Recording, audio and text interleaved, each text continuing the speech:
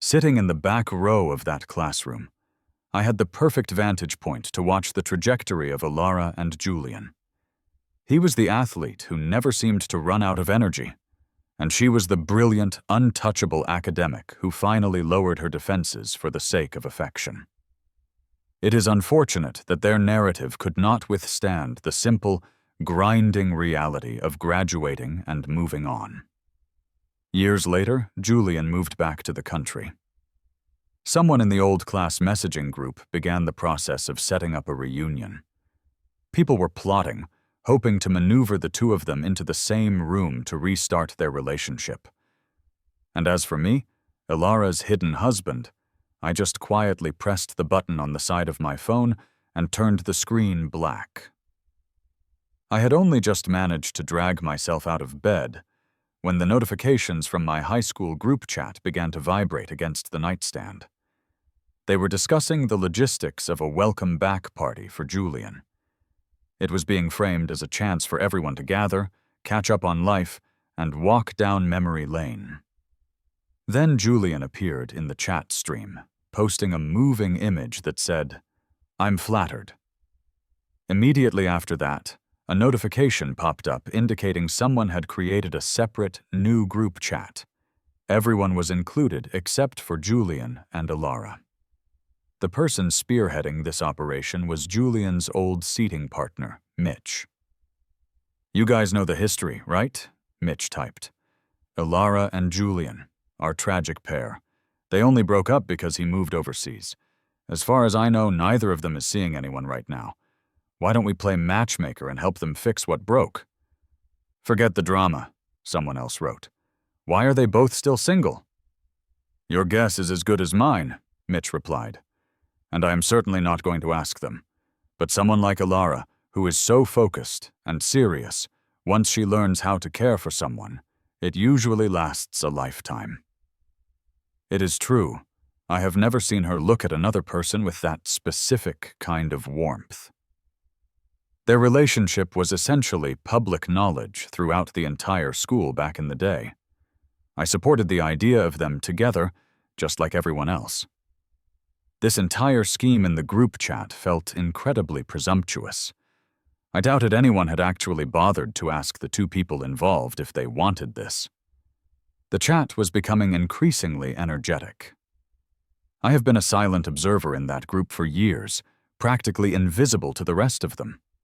So, while they carried on with their enthusiastic planning, I simply silenced the device. Alara rarely looks at the class group chat, and her personal social media feed has been dormant for years. It consists entirely of reposted academic articles or her dry commentary on emerging technologies. There is very little evidence of a living, breathing human being behind the account, which makes it difficult for anyone to get a real sense of her daily existence. Again, school. Everyone referred to her as the Ice Queen. Even when she was a teenager, she was already barricaded inside the fortress of her studies, completely dedicated to her work. It is somewhat ironic, really. In our class of over 40 students, only 2 people had grades that never fluctuated. Alara, who was always at the top, and the guy who was dead last. When I finished getting ready in the bathroom and opened the door, Alara was standing right there in the hallway. "Oh, sorry," I said, realizing I had taken a long time. "I was in there for a while." I noticed the rims of her eyes were slightly pink. She had likely pulled another all-night work session, staying up until 1 or 2 in the morning to refine her tenure paper. "It is fine," she said. "By the way, I have to go to the hospital to check on my dad today. I probably will not be back here for a few days." We have been living in this apartment for over a year, yet this dresser drawer still feels unfamiliar to me. It always gets jammed halfway out, and I have to wedge my knee underneath it to force it to open fully. "I am leaving early to catch the bus, so you do not have to wait for me," she said. She looked at me for a brief moment, nodded once, and then turned to go back into the bedroom. Elara and I share a surprising amount of history. We attended the same high school, and now we even work at the same university. Of course, the circumstances are different. She was a highly sought-after recruit with a doctorate, while I simply passed the entrance exam after finishing my master's degree and secured a steady administrative position. My life is a predictable 9-to-5 routine. It is nothing like hers, where she juggles mentorships and lectures, so busy she is constantly in motion. That is why I try my best not to bother her with unimportant matters. I had a fleeting urge to ask if she had seen the announcement about the reunion, but I decided against it, because I didn't want her to know Julian was back. A first love is a powerful thing. It occupies a space in your heart with a supreme, untouchable priority. Even Elara wasn't immune to that. I once found a photograph of her and Julian tucked inside the pages of one of her books. They were standing shoulder to shoulder, one looking outgoing and the other reserved. They were standing so close that there was no room for anyone else between them. Before I left for work, she was standing in the entryway with a mug of coffee, watching me lace up my shoes. I have a difficult time imagining what Elara looks like when she is truly in love. A normal person would probably hug their husband, or talk about what they should have for dinner. Elara? She would probably grab your arm and passionately explain the symbiotic relationship between humans and the natural world. The thought almost made me chuckle. To be honest, I was also curious to see that warm expression she supposedly wore whenever she was with Julian. I paused in the doorway. How about a good morning kiss? She just looked at me, confused. There wasn't a trace of affection in her eyes, only genuine bewilderment at my behavior, which was admittedly out of character. Okay then, I said, deflating slightly. Guess I am not worthy of pulling you away from your thoughts. Just kidding. I am heading out. I gave her a small wave. She said, "Be safe." A long time ago, I saw Elara waiting by the school gate for Julian to finish his cleaning duties so they could walk home together. I heard they were neighbors and their parents knew each other. It was the ideal setup. Elara never wasted a moment. She was holding a vocabulary notebook, her profile serious and focused. Then Julian came sprinting out and jumped onto her back. He had this incredibly winning smile.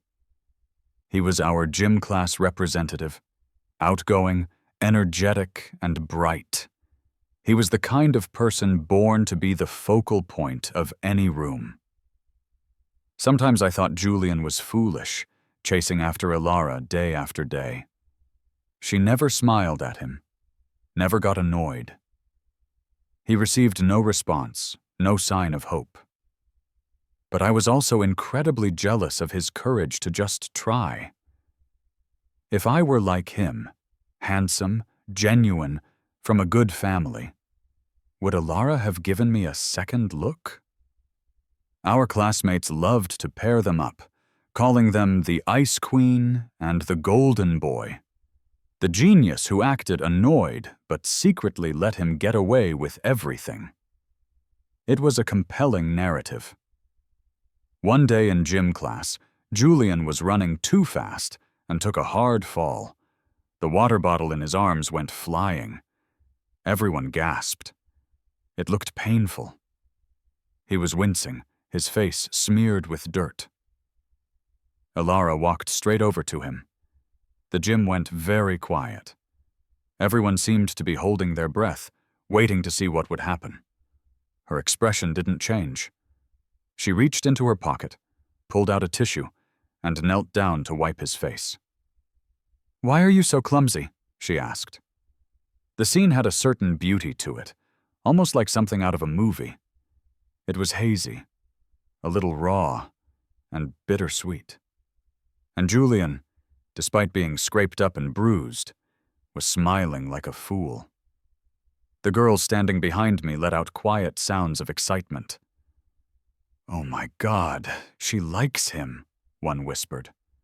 "I can't handle this. It's too perfect." Elara had a soft spot after all.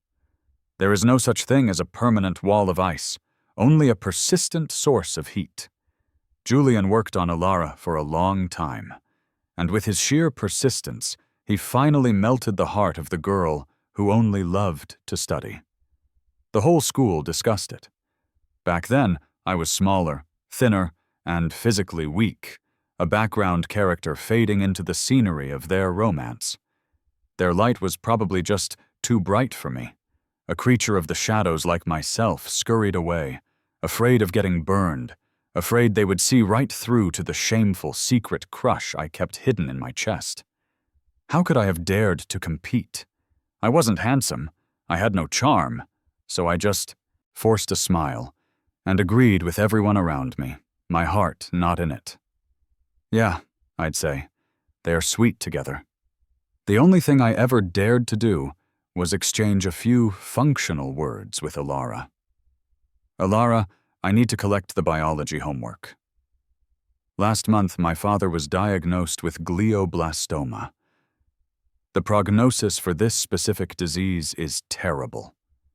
It is highly aggressive, and by the time symptoms appear, it is usually just a few months from diagnosis to the end. Even with systematic treatment, the survival rate is extremely low. The doctor told us to prepare ourselves. It meant he could be gone at any moment. Bad news tends to compound.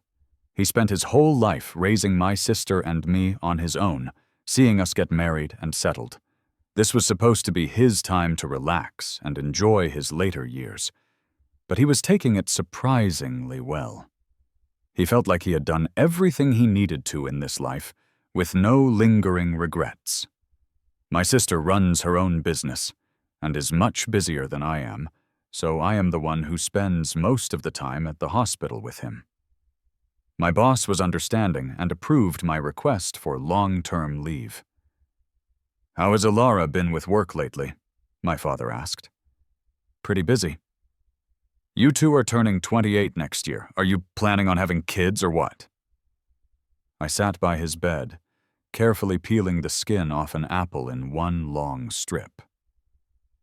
"It is common to have kids later these days," I said. "I think we are fine where we are right now." My father shot me a cold look. "I have no idea what Elara sees in you. I know my own son. When you first brought her home, I thought you had just hired someone to trick me. Her family is so well off, how could she possibly be interested in us?"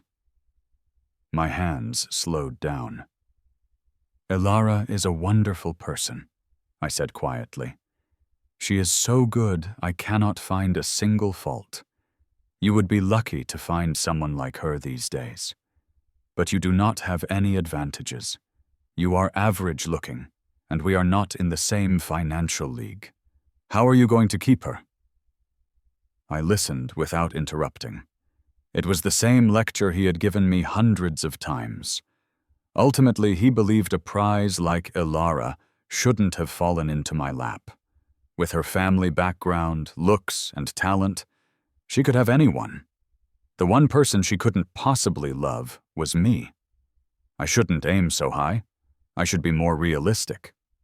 Growing up, my dad was always especially hard on me. He thought I hadn't inherited any of his decisiveness, just my mother's meek and indecisive nature. I never lived up to his expectations, never earned any of his praise. Until I graduated high school, almost all my clothes were hand-me-downs from my sister. That is why I loved wearing my school uniform. At least at school, it made me look no different from the other boys. He went on for a while, but seeing it was like talking to a brick wall, he eventually gave up. At 7 in the evening, my sister finally showed up. She was alone again, her eyes heavy with exhaustion. My dad craned his neck, looking behind her, and my sister finally said, "The kids have their English lesson this afternoon. They didn't have time." Right, he said. "School is more important." He said that, but the disappointment on his face was obvious. I went out to get some water, giving the two of them some time alone. The muted group chat had hundreds of new messages. Julian said he was flying back tomorrow. Everyone chimed in with messages of welcome. "All right, tell us," someone wrote. "Who are you most excited to see after all these years?" Mitch sent a winking emoji. "You, of course. My best seating partner in the whole world." "I don't think so," another replied. "Ahem. Can someone please mention Alara, our star pupil?" "Stop messing around," someone else added. "She is busy with work." "Ooh, listen to the protective husband," another joked. "Is this what I think it is?" Julian sent a funny moving image of a court official bowing and saying, "This servant takes his leave," without giving a clear answer. That just made everyone even more convinced that the two of them were still entangled in some way. None of our classmates knew that Alara and I were married. Maybe because neither of us felt it was necessary to announce it. We only did it to appease our parents anyway. We had an agreement. If either of us found true love, we could walk away, no questions asked. My finger hovered over Julian's profile picture. In the small circle, he was a young guy holding a kitten. I was curious, but my thumb slipped. And then a notification popped up in the chat for everyone to see. "Sam just poked Julian." My mind went blank. I wanted to throw my phone across the room. But you can't undo a poke. That little notification stood out glaringly among the scattered messages. I was mortified. "Hey, who is Sam again?" someone asked. "I can't seem to remember him. Was he even in our class?" Someone named Todd noticed me. "Dude, are you in the wrong chat?" "Todd, are you an idiot?" another person replied. "He was our bio class representative. You know, the short kid who always stood at the front of the line? You don't remember?" Mitch stepped in to smooth things over. "Whoa, I just remembered. I had no choice but to reply." "Sorry," I typed quickly. "That was an accident." Julian must have been watching the chat, because as soon as I sent my message, he replied, "Sam, long time no see. I remember you used to quietly help me clean up the equipment room after class. I was really grateful for that." Julian just poked Sam. "Sam was so quiet in high school," someone observed. "Always so reserved. Every time he came to collect homework, he would speak in this tiny voice."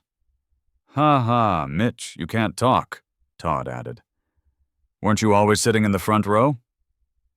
Todd sent a vulgar emoji. Mitch immediately replied with a violent one. The two of them were just as loud and obnoxious as they were in high school. Julian wrote, "Sam, are you coming to the reunion?" And just like that, I was thrown into the spotlight. Everyone started chiming in, urging me to go. "If I have time, I guess I will go," I typed. "You have to come. It's been forever." The chat shifted back to planning the reunion details. Alara still hadn't shown up. I sat on the bench outside the hospital room for a while longer before deciding it was time to go back in. As I reached the door, I heard my sister's voice through the crack. "Dad, work has been crazy lately, so I might not be able to come by as often. Once things calm down, I will bring the kids to see you. You just focus on getting better." "Leo is here," she continued. "I will hire a nurse for you, so Sam can get a break. He has responsibilities at the university, too." "Why waste the money?" my father replied. "Nurses are so expensive these days. Your business is just starting to take off, and with 2 kids in school, you need every penny. You just focus on your family. Don't worry about Sam. He has an easy job. He isn't tired like you are." "Dad, I told you not to say things like that. What if Sam hears you?" Okay, I won't," he chuckled, then looked at my sister, Annie, with a sigh. "My daughter is so amazing. Dad is so proud watching you build a family and a career." I stood there quietly, my hand on the doorknob, and finally let it fall to my side. A few days later, I came home to the smell of food cooking. My father-in-law was in the kitchen wearing a cartoon apron. He did a little slide step to the door. "Surprise!" He threw his arms open, and before I could even take my shoes off, pulled me into a tight hug. My cheeks were squished against his shoulder. "Dad," I mumbled, "what are you doing here?" "I missed you guys," he said, pulling me inside. "Go wash your hands. I made your favorites: pepper steak, spicy beef, garlic chicken wings." By the time I sat down at the table, he had brought out a huge steaming bowl of soup. "Come on, let's eat. We won't wait for Ilara." Whenever Ilara's dad cooked, it was always a massive feast. He seemed determined to feed us until we burst. He came from a wealthy family, a doted-on son who had been born with every advantage. He had a bright personality and a youthful spirit. He was the heart of the family. Ilara got her mother's intellect and her father's charisma. She was the perfect combination of the two of them. "Are you tired? Taking care of a patient is hard work," he said, ladling soup into a bowl for me. "I am fine, really. I am not tired." "Don't say that. I can see you have lost weight. Your face is getting smaller. How is your father doing?" I shook my head. "Not well. His memory is getting worse and his reflexes are slowing down." "Ah, that disease. It is really complicated." I looked down at my soup, not daring to meet his eyes. Ilara's dad is a very perceptive man. He looked at me, and his smile suddenly faded. He got up and moved to sit next to Dasun, me. "What happened here?" There was a clear mark on my right cheek, a testament to how hard the person had hit me. "It is nothing. My dad hit me. He has been a little unstable lately." His condition had taken a sharp turn for the worse these past 2 days. The medication wasn't really working anymore. The doctor said he would start having cognitive issues, along with irritability and anxiety. It can happen at any time. I said it calmly, as if I were talking about something completely normal. "It is that serious? Does it hurt? Let me get you some ice for it." I stopped him. "It is okay. It will be better in a day or two." "What about your sister? Can't she stay with him for a few days?" "She is busy with work. My dad doesn't want her to get too tired." I knew deep down that even if Annie stayed there every night, he wouldn't take his anger out on her. Growing up, physical discipline was almost always reserved for me. Only when Annie stood in front of me would the anger on his face soften. Because Annie was like him, and I was like my mom. After all this time, I was numb to it. My father-in-law didn't say anything, just quietly squeezed my hand. I shouldn't have said any of that. But when you are cold, you naturally gravitate toward warmth. It is human nature. I couldn't help it. Ilara's dad patted my head. "It is okay, son. You have Ilara, and you have me and her mom. We are your family, too. You can't keep things like this bottled up. You have to let yourself cry to be healthy, right?" "I know." I gave him a weak smile. "Thanks, Dad. I just want to spend more time with him. This pain is nothing compared to what he is going through." By the time Ilara got home, I was already in my room resting. At the hospital, Annie had hired a nurse for Dad after all. I finally had a few days to catch my breath. I don't know how long I was asleep, but the bedroom door opened quietly, letting in a sliver of light from the hallway. I knew it was Ilara, but my eyelids were too heavy to open. "You are back," I heard her say softly. Then a hand gently touched my face. It was cool and soothing. She leaned over me and asked in a low voice, "Does it still hurt?" "Yes." I didn't want to lie. It really did hurt. She stayed by my side for a long time, so long that I drifted off again. "Why haven't you gone back to work?" I heard myself mumble in a daze. But I never heard Ilara's reply. I think I had a dream. In the dream, it was the day we met again. I never expected to run into Ilara so many years after graduation. New faculty members not only have to go through orientation, but also get up to speed on the university's history, rules, and regulations. I was the one in charge of that. So when I was flipping through the new hire files and saw the name Ilara Reed, I froze. I figured it was just someone with the same name. In my mind, Ilara would have gone to a bigger city, a better institution. This university wasn't bad, but compared to a superstar, like her, it was small. On her first day, Ilara wore a crisp, white, button-down shirt.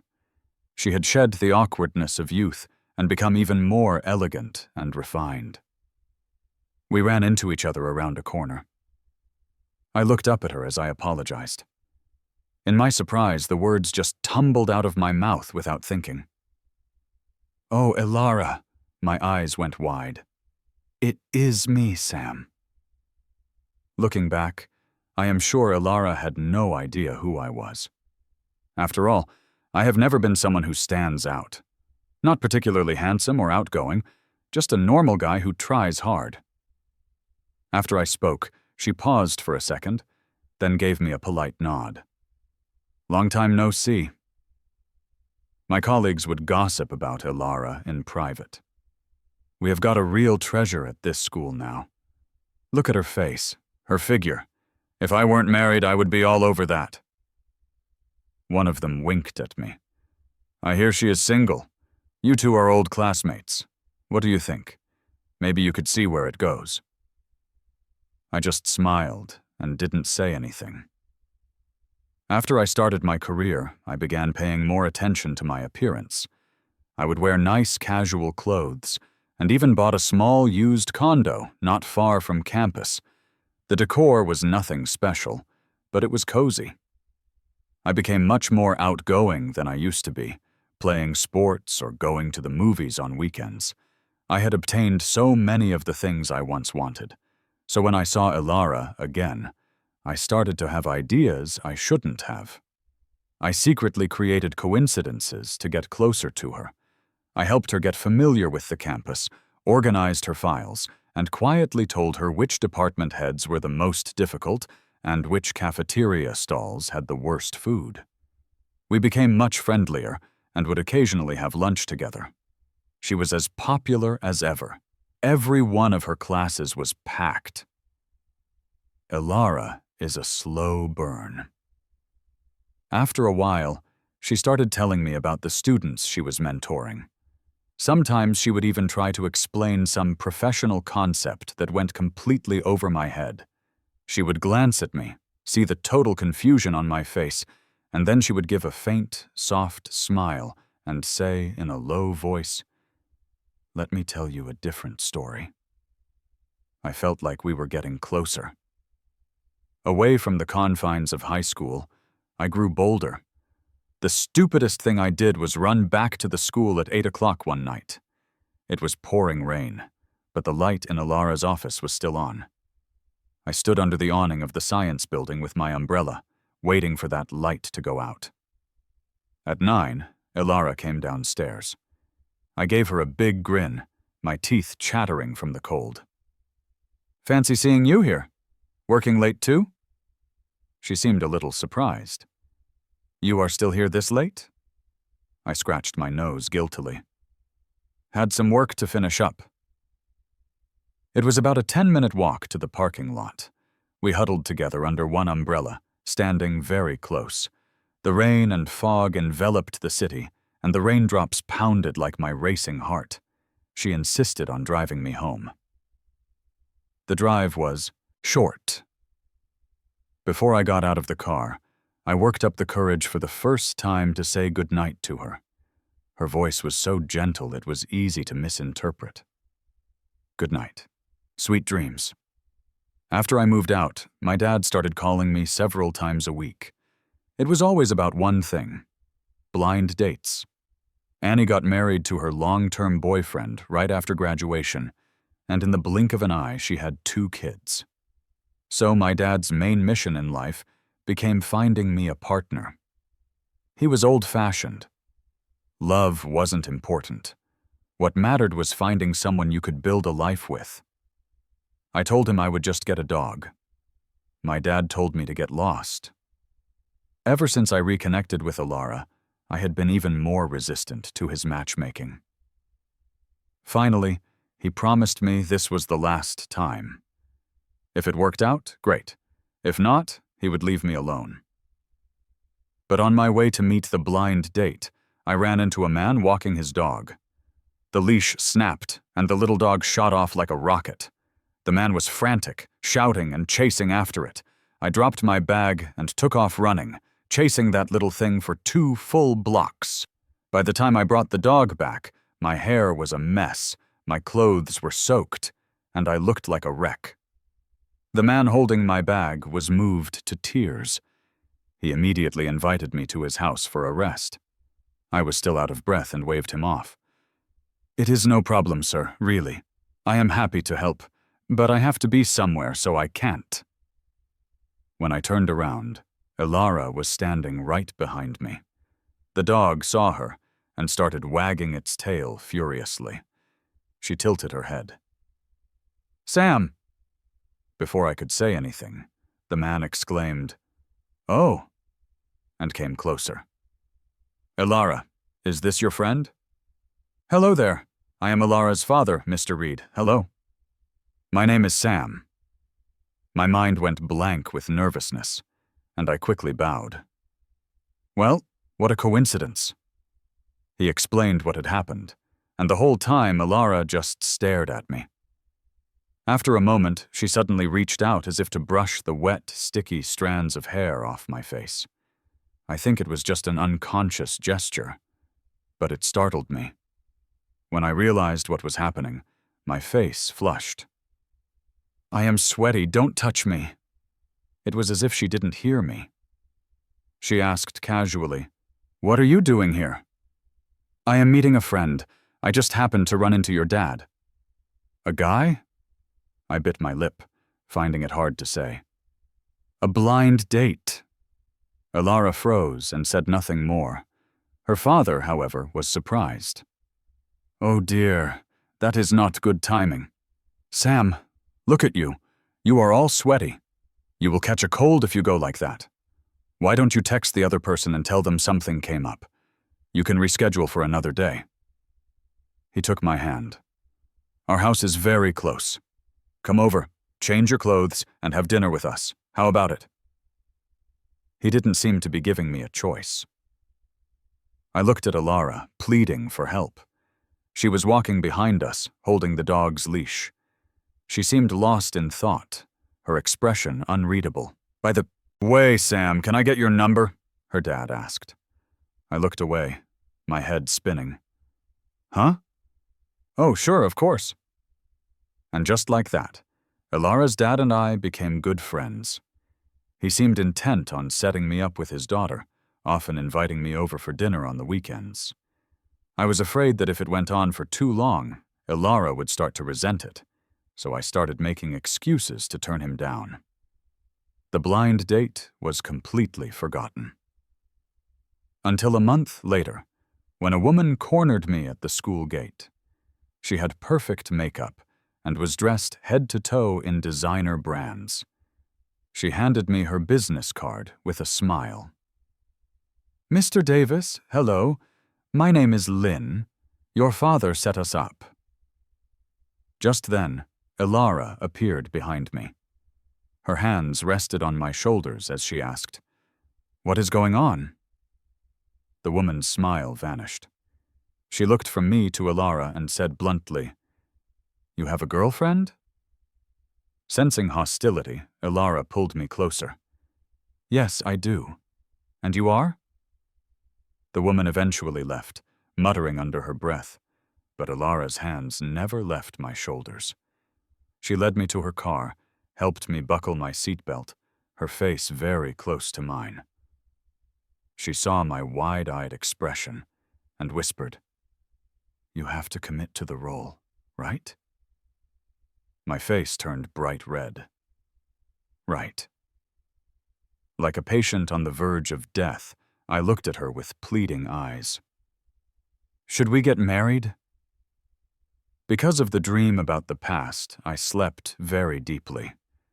My face didn't seem to hurt as much anymore. The group chat had tentatively scheduled the reunion for Saturday night. I still hadn't decided if I was going to go. One of my dad's old friends visited him at the hospital, bringing fruit baskets and milk. There was too much, so he told me to take some to my father-in-law. Ever since he hit me, he had become much quieter, maybe out of guilt. He spent most of his time just sitting on the bed, staring into space. The nurse Annie found was excellent, efficient, friendly, and around my dad's age. Every time she saw me, she would praise me. "Such a good boy, so meticulous. They say a son is a mother's treasure." I would just smile and say nothing. At noon, I took the fruit to my father-in-law's house. My mother-in-law was rarely home during the day. She was the director of a local research institute and was always busy with work. I had assumed a high-level intellectual like her would be hard to get along with. But my worries were completely unfounded. Though she was a woman of few words, she was never lacking in warmth and care. The day we got our marriage license, she privately transferred $15,000 to me, saying it was a gift for her new son-in-law and that I should just take it without feeling burdened. After my dad's diagnosis, they were worried we wouldn't have enough for his treatment and gave me a credit card. I haven't spent a single penny from it. Regardless of whether Ilara and I have a future, my life with her family has been happy and warm. My father-in-law was thrilled to see me. "We were just talking about you. Come in, Sam, come in." I followed him, asking hesitantly, "Are there guests over today?" Maybe it was a premonition, but my steps slowed and a sense of unease washed over me. "Long time no see, Sam." When I walked into the living room, Ilara's long-lost first love was sitting in my favorite spot, smiling warmly at me. The expression on my face froze. There are some people who, the moment they appear, make you feel instinctively inadequate, small, because he was even more handsome, more brilliant, more captivating than before. Seeing me stunned, he laughed. "You don't remember me? It is Julian." I snapped out of it and forced a smile. "Long time no see, Julian." My father-in-law said, "Julian used to live just downstairs from us. Our families were very close. Plus, he and Ilara were in the same class and often walked to school together. He just got back to the States not long ago and made a special trip to see us." He motioned for me to sit. "You two chat for a bit. I will go get some fruit." I felt awkward, my hands and feet turning cold. I avoided Julian's scrutinizing gaze, but Julian broke the silence. "Sam, your father-in-law tells me you and Ilara are married. Congratulations. I have been abroad for so long and Ilara never mentioned she got married. I will be sure to send you both a wedding gift soon." I shook my head. "That is not necessary." He looked at me and chuckled. "Sam, you are still so quiet, but you have gotten more handsome."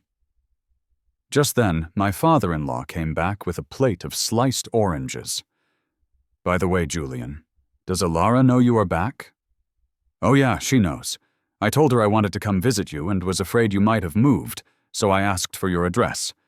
That girl, she didn't tell me?" "Well, if I told you ahead of time, it wouldn't be a surprise, would it? You rascal." So they had been in contact this whole time. I didn't know anything. Ilara doesn't really tell me about these things. I sat on my favorite couch, listening to my father-in-law and Julian reminisce about the past. After all, Ilara and Julian had a history that I could never be a part of. He could win her parents' affection so much more easily. I wasn't irreplaceable. Even though Ilara and I were husband and wife, our connection was nothing compared to theirs. The realization was a crushing blow. Is this the end for us? I zoned out slightly. I wanted to run. After what felt like an eternity, I finally mustered the courage to interrupt their trip down memory lane. I said apologetically, "Mr. Reed, I have to get going. Julian, I will see you around." He gave me a small smile. "Okay, take care on your way out." My father-in-law walked me to the door. "I was planning on cooking a big meal for you guys. Sam, is something urgent going on with your dad?" "It is nothing, Mr. Reed. You guys go ahead and eat." I am sure I looked awful right then. So when the door opened and Ilara appeared, it felt like my heart had plummeted to the floor all over again. She didn't know I was bringing fruit over today. It was obvious who she was here to see. My eyes burned, and I couldn't hold back my emotions any longer. I rushed past her. "I am going back to the hospital." Ilara grabbed my arm. "I will drive you." "No need." I tried to push her hand away, but she wouldn't budge. She seemed to sense my distress, and for once, held on tight. "Sam." I took a deep breath, my voice thick and noticeably colder. "Let go." It was probably the first time I had ever spoken to her in that tone. She froze. I seized the opportunity to pull my wrist free. I used a little too much force and stumbled backward a few steps, feeling utterly pathetic. "I can get there myself." I admit I was spiraling. The little demon named insecurity, long buried in my past, had come roaring back to life. It made me lose my cool, lose myself. It laid bare all my lifelong flaws right in front of Ilara, and it ripped my carefully constructed facade to shreds. See? I am not as nice as you thought. I turned and walked away without looking back. That afternoon at the hospital, I got a call from Julian. Maybe I had already anticipated he would ask to meet, so I felt nothing. "Sam? It is Julian. Can we meet this afternoon?" He sounded like he was in a good mood. "Sure." Around 4 o'clock, I let the nurse know and went to meet Julian. At first, we just talked about old school stories. Then, suddenly, Julian changed the subject. "So, how did you and Ilara end up together?" His face wore a flawless smile, his demeanor perfect, but I felt a chill run down my spine. "We work at the same place." "Well, that is quite a coincidence. So, does this mean your dream came true?" My breath hitched, and I snapped my head up to look at him. He rested his chin on one hand and continued casually. "I don't know if you remember Todd. One time during cleaning duty, he happened to find a diary that fell out of your desk. He passed it around the class. We had no idea someone so timid could have such a rich inner life. That is when I found out you had a crush on Ilara. A little out of your league, don't you think?" I suddenly heard a sharp ringing deep inside my head. I told Ilara about it later. I said, "Hey, that quiet bio rep has a thing for you." Guess what she said? He stared at me as if to capture my every reaction. She said, "What does that have to do with me?"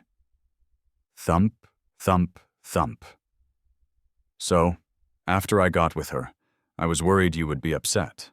Luckily, you were a nice guy and still helped me clean up after gym class every time.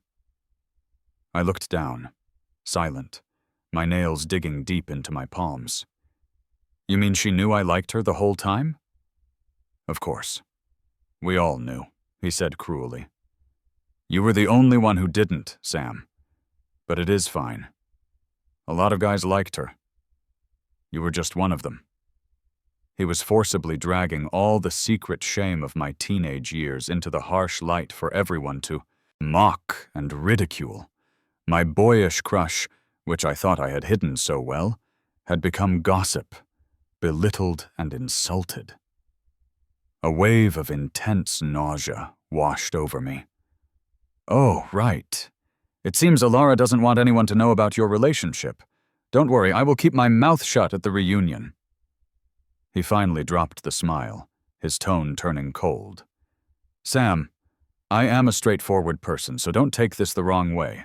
But I believe everyone has the right to pursue happiness. To selfishly keep someone by your side is a truly despicable act. He tapped his fingers on the table. Alara has a hard time saying no to friends, so I hope you won't turn the kindness she has shown you into a cage to trap her. Julian was still handsome. So handsome it made me sick with envy. But after all these years, he had become arrogant, cruel. He had become the person I had once imagined myself to be. Julian, I said, even though Alara and I didn't get married for love, I was the one who asked, and she was the one who accepted. If she feels like I am forcing her to stay, then let her tell me herself. Let her ask me to let her go. I would gladly accept, walk away without a second thought, and never look back. I stood up and said coldly, if that is not the case, then please don't stand there on your high horse acting like some third party judging and questioning me. My heart was cold, my head was throbbing, but I had never felt so clear. The gentle piano music of the coffee shop floated through the air, making the tension between us feel incredibly out of place. Julian, I am glad you are back in the country, and I wish you all the best in the future. But let's not meet alone again. I got up and left without seeing his final expression. On the bus ride, I glanced at my texts. The group chat was still buzzing with speculation about Alara and Julian. Did you guys know? Last September, Alara went to Berlin and had dinner with Julian. Whoa, for real? He told me himself. I almost died. Are you saying they have been in touch all these years? More than that, I bet they secretly got married already. Damn, she must be so in love. Alara and I got married last July. In September, she flew to Germany for an academic conference and came back 2 weeks later. I had no idea she went to see Julian. I stared blankly out the window. The city was a blur of people and traffic. I didn't know where to go. When you are panicking, you start to shake. The cold seeped from head to toe, deep into my bones, freezing me to the core. I got off the bus halfway, bought a hot milk tea, and sat on a park bench. I never cried much as a kid. Even when my dad broke a stick on me, I would just bite my lip and take it. It was always my sister who would cry, clinging to his leg and begging him to stop. He hated my mom so much, so he didn't love me much either. But even so, he had single-handedly held our broken, impoverished family together. He had once been the tree that sheltered me from the storm. I want him to be happy in his final years, to stop being so tough, so worried, but it feels like he is about to leave me too. I must have looked really down because a little kid nearby asked me what was wrong. I swirled my milk tea. It is too bitter. How can milk tea be bitter? Because I am bitter inside, little one. She pursed her lips, hesitated for a moment, then suddenly pulled a piece of candy from her pocket and placed it in my palm. This is really sweet. Mommy doesn't let me have too many. It is for you. Thank you. But the adult world is a bitter place. Then I don't want to grow up. Oh man, am I crushing this kid's spirit? Can't be a downer around children. I tried to comfort her. You will be fine. Why? Because you are pretty and kind. She tilted her head, confused. But you are handsome and kind too. Why are you still sad? She looked at me in the light, her eyes clear and free of any pretense. Kids don't lie, right? Can I ask you a question? She put her hands on her hips, full of confidence. Ask away. I know lots of things. What if you have something you really, really like, and one day you finally get it, but you find that you are not that happy? In fact, it makes you sad, disappointed, and confused. What would you do?" She thought about it for a second, and then said decisively, "I would throw it away. I don't want it anymore." I gave her a thumbs up. Wise choice. Maybe it was because I had vented, or maybe it was the bright sunlight in the distance. I hadn't felt this clear-headed in a long time. "Then I don't want it anymore," I whispered. "Let everything go back to the way it was. Only then will I stop feeling so insecure and anxious. Only then can I be myself again." I decided to move back to my little condo for a while. It felt like there weren't many traces of me in Ilara's house. I stood in the doorway and looked around. I had bought a few plants to liven up the cold space. Unfortunately, neither Ilara nor I were very good at taking care of them. We could only watch as the green plants went from vibrant to withered, and finally dead. I crouched on the floor, staring at their corpses, feeling like a terrible person. At the time, Ilara had said, "The ecosystem here isn't right for it." I sighed. I guess you can't force some things. I packed up a few small personal items and some clothes for the season, trying to make my departure seem less abrupt. Back in my long, neglected condo, I gave the place a thorough cleaning. By the time I was more or less done, it was past 8. I was dozing off on the couch when I realized my phone had been vibrating for who knows how long. It was Ilara. "Hello? Are you at the hospital?" She was silent for a few seconds. "Sam, where are you?" I closed my eyes and gave in. "At my condo. I am coming to get you. But I think I need to be alone for a while." My answer seemed to throw her off. "For how long?" "I don't know. Then what should I do when I want to see you?" I leaned back on the couch, staring at the ceiling, feeling a sense of relaxation I hadn't felt in a long time. "Are you going to the reunion?" She didn't seem to understand the sudden change of topic, but answered patiently, "No." "Oh, I thought you didn't know about it. Mitch contacted me." I took a deep breath. "Ilara, maybe we should end this." "What do you mean?" I scratched my nose.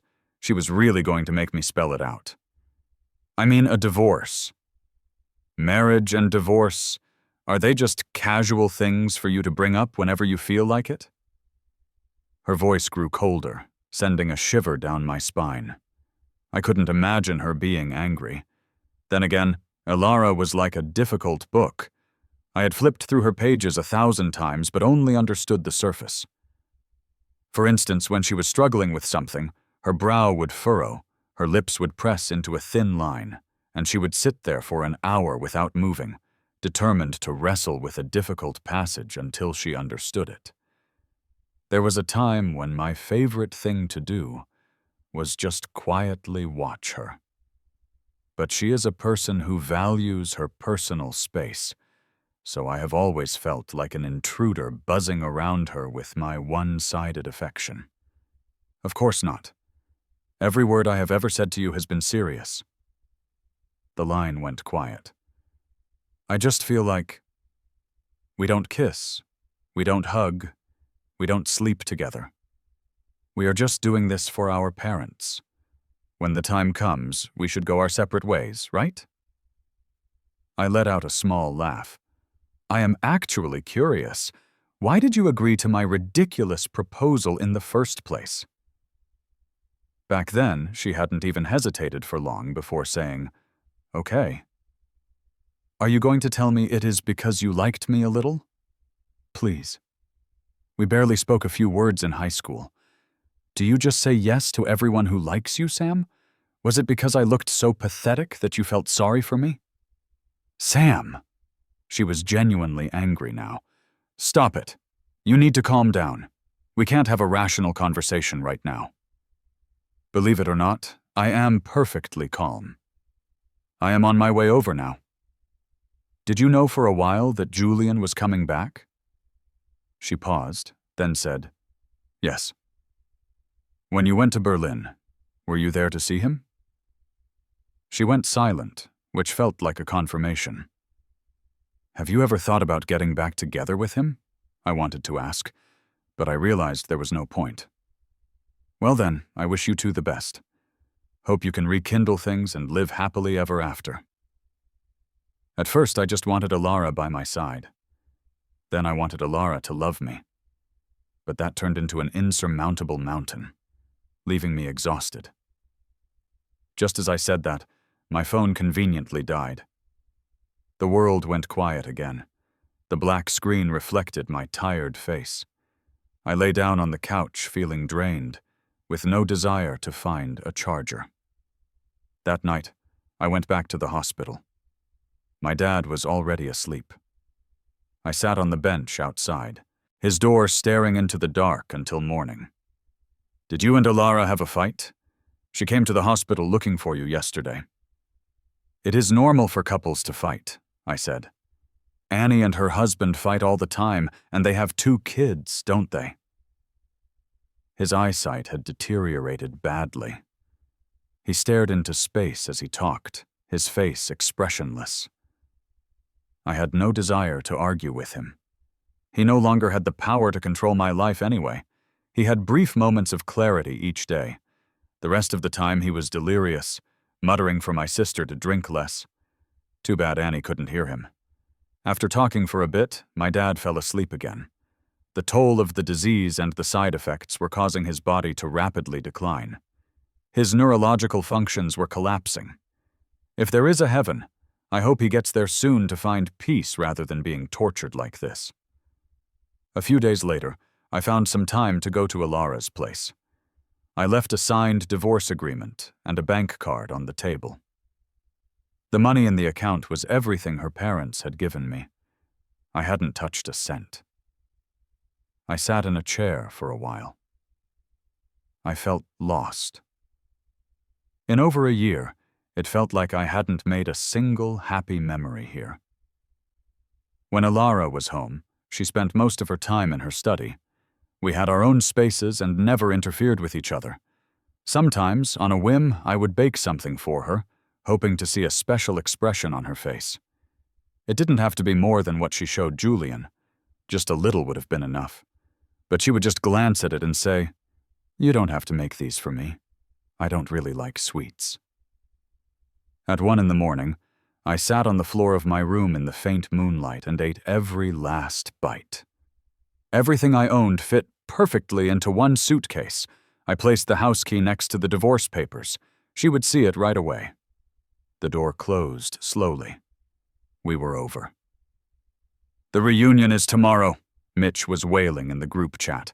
That Alara had turned down his invitation, saying she was too busy with work. That is the most in-character thing ever. Classic Alara. My truth or dare plan for them is ruined. It is okay. We can still play. Even though I can't support them in person, I am just glad to know they are on good terms. What do you mean by that? Give us the inside scoop. What is up? What is up? Did you guys see Julian's social media post a few days ago? The one with the table full of food and the heart hands? Bingo. I heard Alara's dad made it for him. I mean, what kind of ex-couple is still that close with the in-laws? You think they are just one step away from making it official? All right, everyone, get your wallets ready for a wedding next year. This trip wasn't for nothing. It seems my marriage to Alara is still a well-kept secret. She could probably get remarried and no one would even notice. My old classmate Paul suddenly messaged me. "Sam, are you going to the reunion? Want to go together?" He sent a nervous-looking emoji. We were best friends back in school, but we lost touch after graduation. I thought about it and replied, "Sure, let's go together." On Saturday, I gave the nurse a heads up, met up with Paul, and we took a cab to the hotel. The venue was nicely decorated with a photo backdrop and balloons. It looked like a big deal. The guest of honor was, of course, Julian. He was wearing a casual beige suit, his hair perfectly styled. He had an air of effortless class. From the moment he walked in, He was surrounded by people like a prince holding court. Paul and I found an inconspicuous spot to sit and wait for the dinner to start. But at its core, a class reunion is just a place for people to show off their success or try to rekindle old flames. The conversation revolved around the same few popular people. Those of us with less presence couldn't even get a word in. Not even half an hour into the dinner, Mitch brought up Elara. It is a shame our class genius couldn't make it. If she were here, this would probably turn into a wedding reception, right? Everyone started hooting and hollering, their eyes darting toward Julian. Julian just smiled calmly, unperturbed. His gaze swept over me for a second, and then he suddenly said, "Sam, I would like to raise a toast to you." He stood up gracefully. "I hope we can always be good friends." He downed his glass and waited for my response. Maybe people were finally noticing me, because I could feel more and more curious glances. I didn't say anything, just drank a full glass of liquor with him. Todd, who was always a jerk, was a little drunk and spoke without thinking. "I remember Sam used to have a crush on Elara, right? Back in sophomore year, I was cleaning and saw your diary. You are a pretty good writer, man. You described her like she was a goddess, ha ha ha." Dude, that is so messed up. Why were you reading his diary? Another guy scolded him, but he had a smirk on his face. Maybe I drank the liquor too fast because a fire started in my chest, making me feel sick. Paul touched my hand and whispered, "You okay, man?" I shook my head. "I am fine." Julian raised his glass again for another toast. "It is really great to see everyone. I hope we can do this again when everyone can make it." After a few more rounds, people started breaking off into smaller groups to catch up. I hadn't had a drink in a long time, and my face and body felt hot. Suddenly, someone clapped me on the shoulder. It was Todd. He waited for Paul to go to the restroom, then slid into the seat next to me with his drink. "Sam, what do you do now? Still in the city?" He sat sideways, one arm draped over the back of my chair. He reeked of alcohol. When he saw Paul coming back, he waved him away impatiently. "We were desk mates for a month once, remember? How could I forget?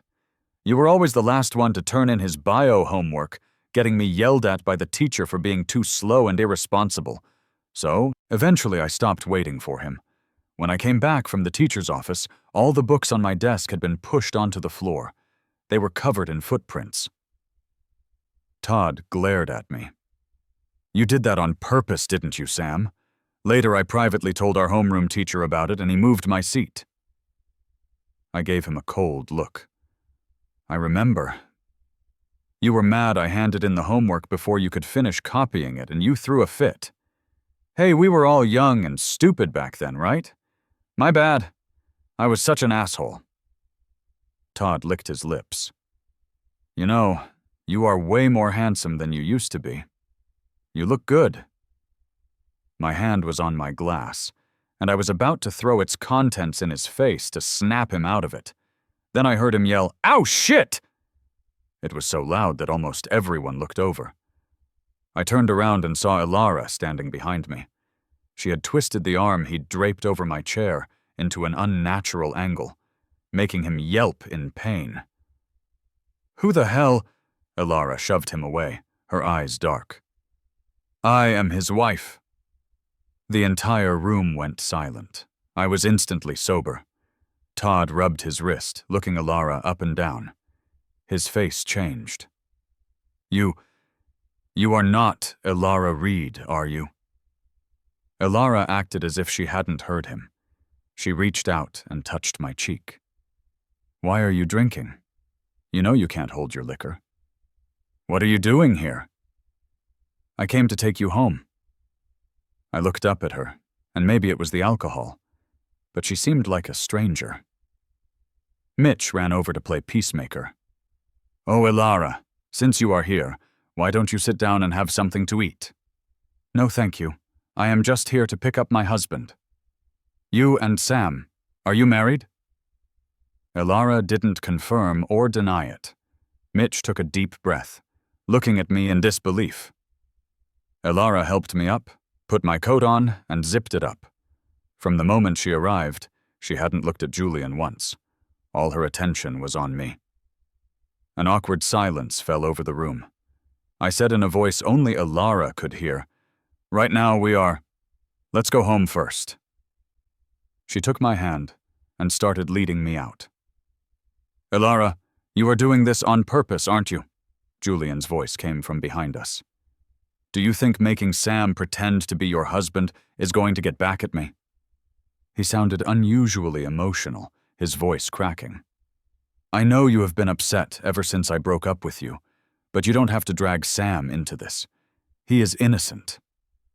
He cleverly shifted the focus back to himself, making it seem like my marriage to Elara was just a ploy to get revenge on him for their breakup. It was a classic trope. 10 out of 9 getting back together stories have a plot like this. Right now, I felt like the disposable side character, the obstacle thrown between the main couple just to create drama. But Elara didn't stop walking. Her face was calm as she just squeezed my hand tighter. "Sam and I will make sure to invite you all to our wedding reception sometime soon." Sitting in her car, I rubbed my temples. She reached out and touched my forehead. "Feeling sick? I can go get you something for the hangover." "No, I will be fine after I sleep it off." Elara still hadn't said a word about the divorce papers. I didn't know if she hadn't seen them or was just ignoring them. I wanted to use this opportunity to talk about it, but my head was killing me. "Why did you come today?" "Because I wanted to see you," she answered without hesitation, her profile cool in the shifting light. "You weren't answering your phone, so I had to come find you myself." I didn't say anything, just leaned my head against the headrest, not in the mood to talk. "Did my behavior today upset you?" "I just thought it was necessary for everyone to know you are my husband." I was the one who was drinking, but it seemed like Elara was the one who was drunk. I took a deep breath. "Elara, I think I am going to be sick." "I am sorry. I am not very good at saying these things. Was that too cheesy?" "No," I said, covering my mouth. "I just drank too much." When we got home, I spent a long time throwing up over the toilet. She came in and gently rubbed my back. "You know you are a lightweight, but you still drink this much, especially when I am not around." I leaned against her chest, weakly retorting, "Haven't you ever heard of drowning your sorrows?" A moment later, I felt myself being lifted. The next time I was conscious, she was wiping my face with a warm towel. "You are awake. Here, drink some water." She helped me sit up, supporting my back and holding a glass of warm water to my lips. The only light in the room was a small, dim lamp, creating a deceptive illusion of peace and quiet. "You don't want to divorce me, do you?" Her breath caught. "No," she said. "Why? I am not as handsome as Julian, I am not as driven, and I am not very likable. What is your reason for keeping me around?" She put down the glass and sat in front of me. "Sam, some love doesn't need a reason." "How is that possible? Even my own father can't love me. How could you?" "I have liked you since high school. My entire diary was filled with you, so when I saw you again, I got selfish. Marrying you was like a dream, but I wasn't happy. Then I figured out why. I got greedy." The alcohol had short-circuited my brain, and the words just poured out. "Liking someone is subjective. I don't blame you. We are just not a good fit. This marriage was a mistake from the beginning." She squeezed my hand tightly.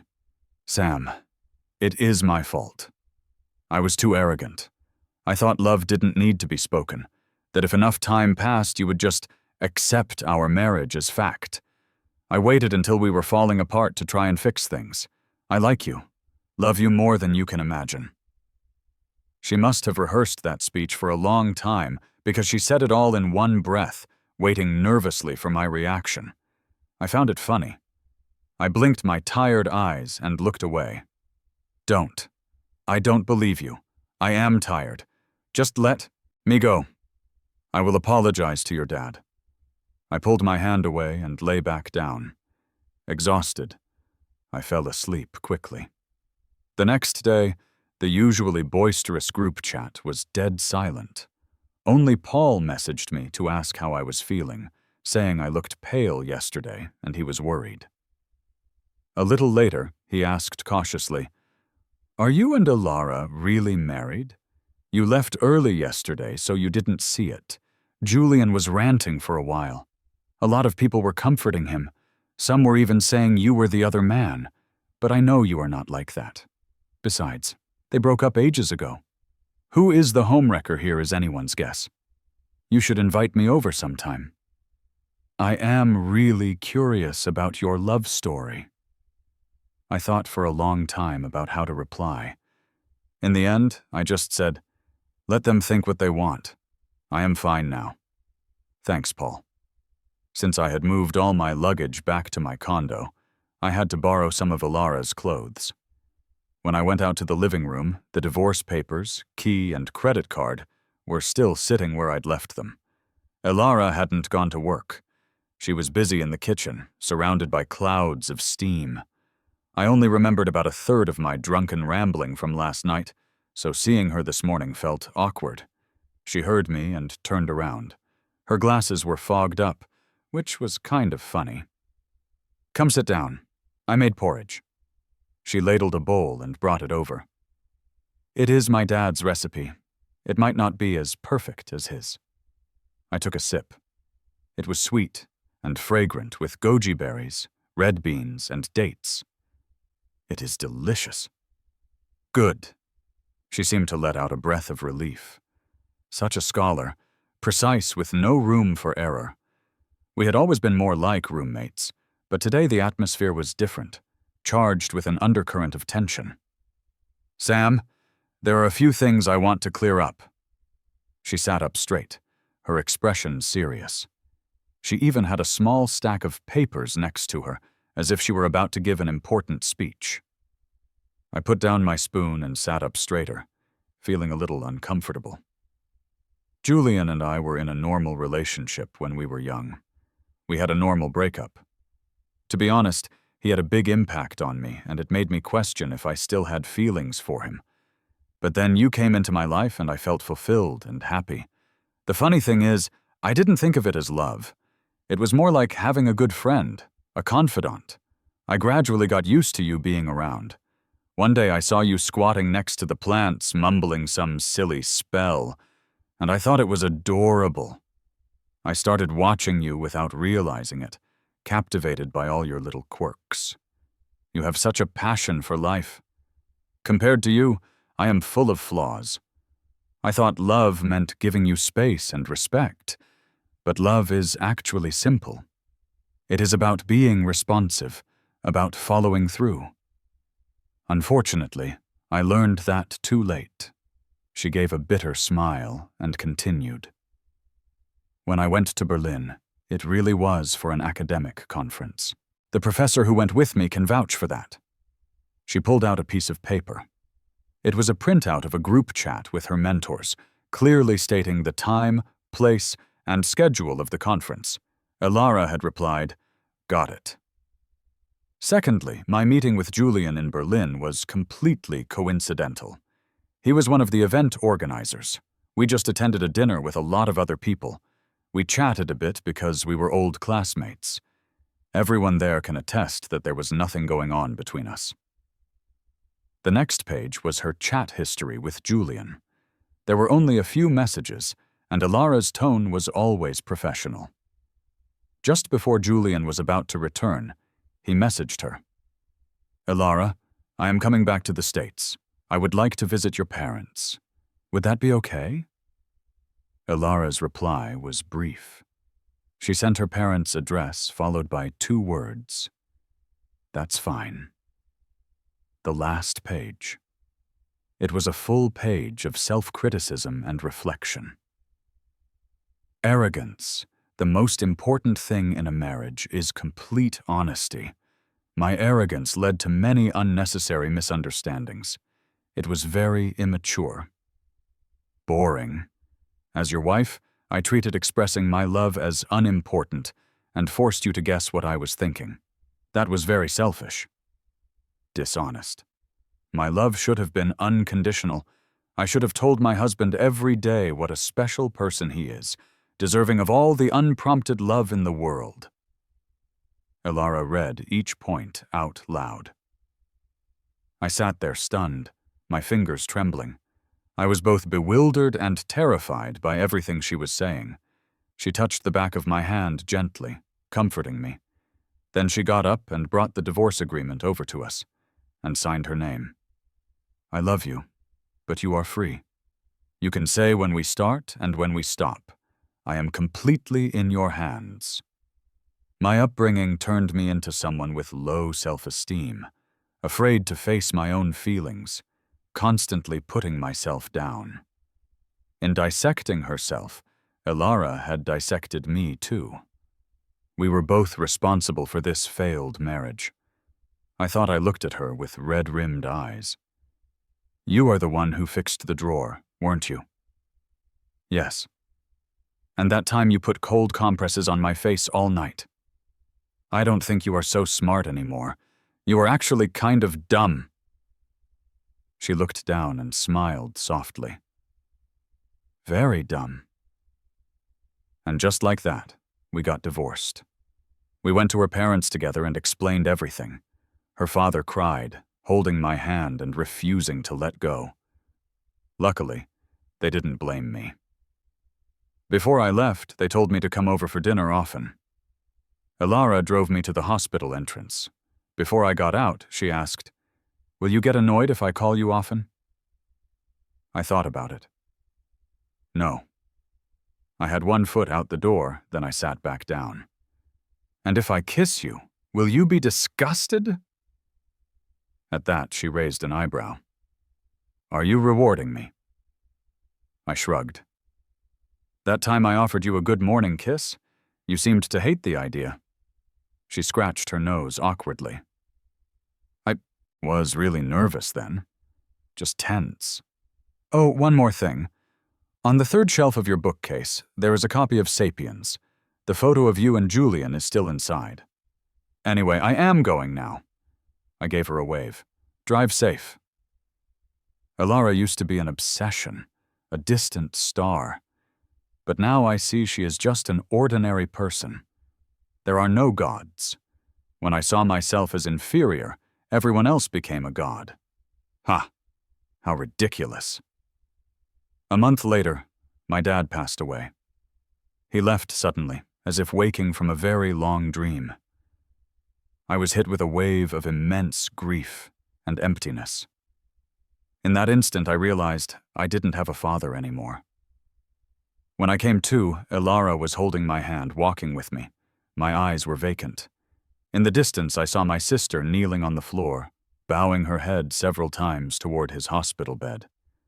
After that, I got very sick. I had a high fever that wouldn't break, and Elara stayed by my side the whole time. When I was asleep, she would work in the next room. The whole ordeal left her looking much thinner. It was strange. We were no longer married, but we were closer than ever. Her dad came to visit a few times. I heard him tell her, "I will take care of Sam. You go get some rest." But she refused. I don't want to leave his side. This isn't a dream, I thought hazily. The next time I was fully conscious, it was dark. The bank card my sister had given me was still on the nightstand. She had said, "This is from Dad. He gave it to me secretly. I don't want a penny of it. It is all yours." She had hesitated, then added, "Sam, don't hate him." I got out of bed. Elara had fallen asleep on the living room couch, surrounded by papers and books. Her laptop was still on. I walked over to her and rested my head on her lap, just looking at her. There were dark circles under her eyes, a testament to her exhaustion. After a while, she woke up. When she saw me, she reached out and pulled me into her arms. We held each other tightly. Why didn't you sleep in the bed? I was afraid you would call for me and I wouldn't hear. I wrapped my arms tighter around her neck. Then you should have just slept next to me. You haven't exactly given me a title. 2 single people. It is not proper. I laughed, my eyes welling up. Sam, I like you more than you can imagine, but I am so bad at expressing it. I was wrong. Can you forgive my ignorance and my rigidness? I sat up, patted her on the shoulder, and said comfortingly, it was the first time for both of us. It is normal that we didn't know how to be married. She squinted at me. Who else are you planning on marrying? I quickly covered my mouth. Slip of the tongue, heh. Let me rephrase. That was the first chapter of our lives. If we messed it up, we just start over. It is not a big deal. Okay. Should we get some more plants? Whatever you want. So, Elara, when do we start over? She kissed my forehead. When you love yourself more.